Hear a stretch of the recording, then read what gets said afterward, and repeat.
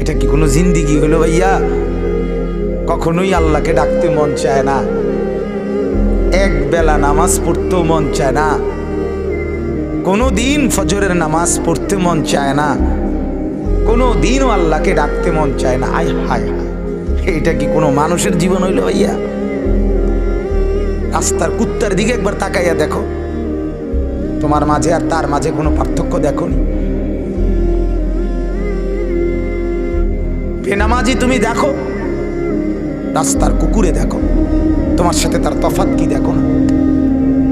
বেপর্দা মহিলাকে বলো না যে বোন দেখো রাস্তার কুকুরের সাথে তফাৎ কি? বেহায়া নারীকে বলেন এক কুকুর দুর্গন্ধ ছড়ায়, বেহায়া নারী তার চাইতে বেশি দুর্গন্ধ ছড়ায়।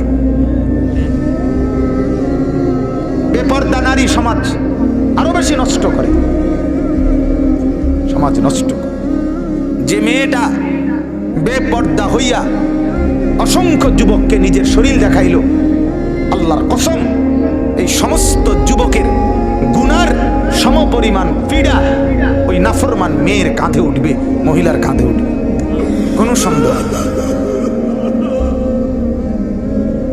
এজন্য বাপ আল্লাহ তাআলা প্রথম এটাই বললেন যে আমার বান্দা বিশ্বাস করো, গোটা জমিন আমি উপযোগী, আমি বানাই দিছি।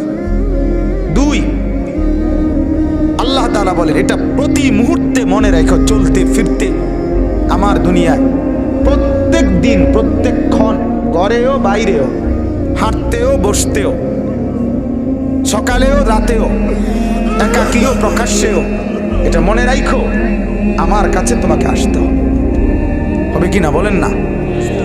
কোনো সন্দেহ, কোনো সন্দেহ।